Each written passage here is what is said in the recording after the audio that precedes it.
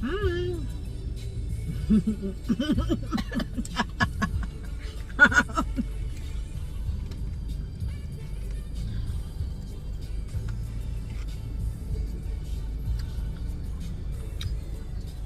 Peanut just done with his treat. Na, baby. Peanut? Done ka na, di ba, with your treat? Ha?